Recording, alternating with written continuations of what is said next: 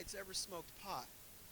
And I've never been a big drug user. I've never been on, a few times. Never been a fan of straight edge though, because I don't know, I just don't believe in extremes.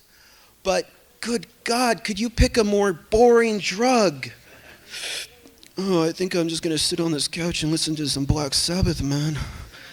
So I'm stoned. My friend Steve's stoned. We're in the back of my friend's car, and she has a Datsun B210. I don't know if you know what that looks like, but it's a hatchback thing. Except for hers doesn't have the glass. So we basically use the back as a place to sit, and you just kind of it's like a giant sunroof. And so I'm back there, and I'm with my friend Steve, who's also stoned, and we have headaches, and we're just pretty much annoyed. And then there's this kid, Aaron, he's also stoned, but he's yakking away. Hey, well, guys, this blah, blah, blah, blah, blah, blah, blah, blah. And we're like, shut up. We don't want to. Oh, shut up. You can't tell me to shut up. I can talk if I want to. I can talk all I want to. No, really, you need to shut up. You're annoying. Oh, you can't make me shut up. I can blah, blah, blah, blah, blah. Okay, if you say another word, we're going to throw you out of the car. You're not going to throw me out of the car. I can talk all I want to, blah, blah, blah. So Steve grabbed one side of him. I grabbed the other. And we were in the process of heaving him out of the car. And we got him to where the back of his calves were leaned on the door. And Dory looked back and noticed what was going on and slammed on the brakes.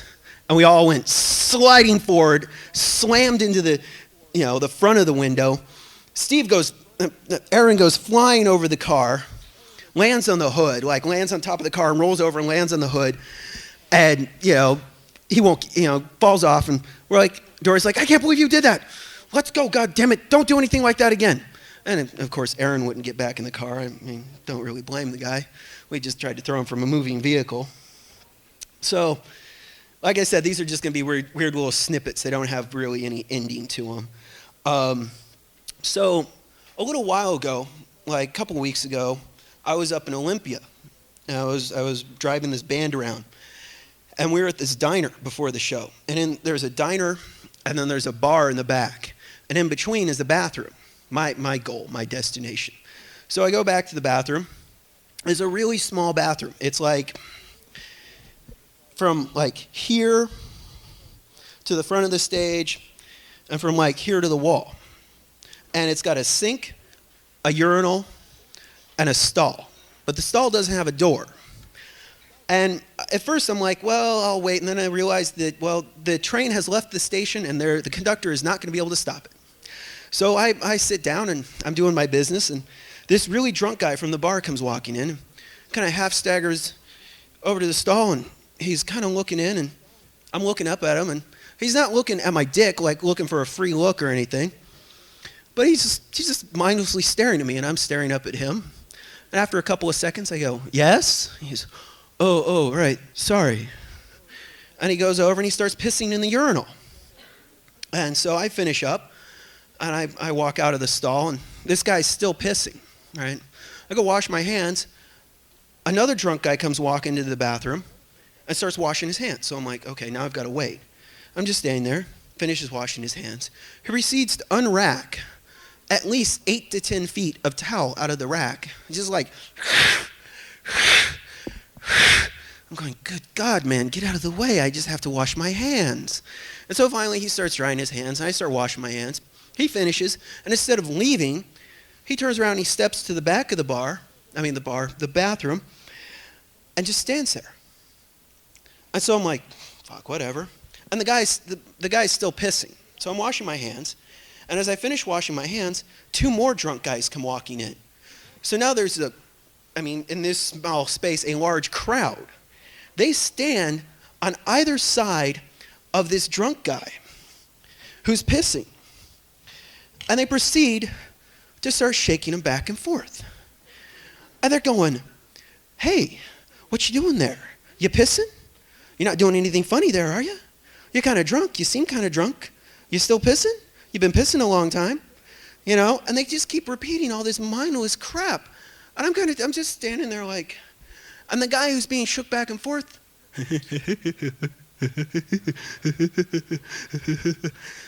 And I'm standing there, and the guy in the back of the bathroom is just staring off in space. And they keep, You doing something kind of strange there. What you doing? You're taking a long time. And so I decide to look around the whole thing, and the guy is still pissing. Like gallons are coming out of this guy, and I just kind of go, fuck, I'm out of here. And I went back into the diner, and I ate my food, yeah. All right. So you want to hear me get really embarrassing? It'll be really funny for you and really embarrassing for me, I promise. So I've always wanted to tell this story in front of a crowd that wasn't heckling, booing, or throwing things at me. And I know you're all surprised, or actually, no, you know what? I bet you're all not surprised that's happened quite a few times in the past. So I've told this story in crowds, and people were just yelling shit, and it didn't kind of go over. So I'm going to tell this story. A long, long time ago, when I was a young man I believe I was 17, I grew up. I gotta back up a little bit, actually. I grew up a lot different than I'm willing to bet than most of you. I was a hostile and hyperactive kid, and those two don't combine into anything really good. I got in a lot of fistfights, and I got in a lot of trouble, and I spent a great deal of my teenage years in one lockup or another, to the point of I sat down and calculated it once, and between the time I was 10 and 17, I think that I was out of juvenile hall, work camp, and or residential treatment centers for about a year and a half. So I didn't do, most of the things that people do as young men, like, one of the big things, you flirt and meet girls, right? So I didn't know much about girls. So when I was 17, I was finally going to a real high school, and I was hanging out with this girl. She was pretty cool. At the time, she had a boyfriend, and so I wasn't thinking anything of it. And then I guess she broke up with her boyfriend. And at one point, one day, I was talking about how the prom was coming up at my school, and how silly I thought it was. And she just, eyes lit up. The prom? Oh my God, I've always wanted to go to the prom. I can't go to my own prom. Can I go to yours? Please take me to your prom. And I was like, well, no, I don't really want to go hang out with a bunch of assholes, listen to shitty music. She's like, but it's the prom. We got to go to the prom. The prom's so great. Because she was a continuation school, and they didn't have the prom. I think they had like a dance or something, and they frisked you and stuff like that. So it wasn't like the prom at all. So I was like, I don't know about that. And so she kind of got amorous about it, and she was like, well, let's go to the prom. And I was like, I don't think so. And so to cut this part short, she pretty much just went, you know what? Why don't you come over tomorrow and we'll fool around? I was like, wow, we'll fool around. I've watched some TV in my time. I know what that means. I've got my Isaac Hayes records. I know what fool around means, man.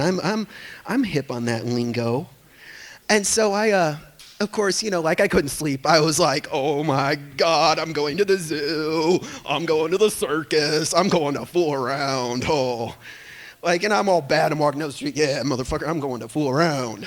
Right? And so I got there, and she's like, yeah, let's go in my room.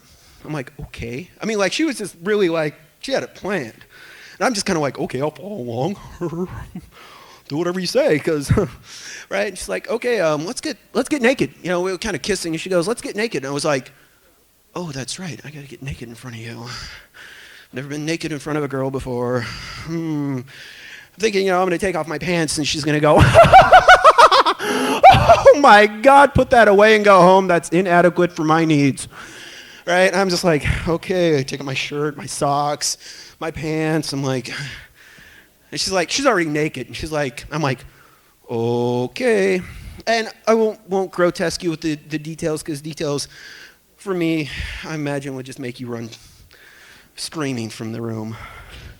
So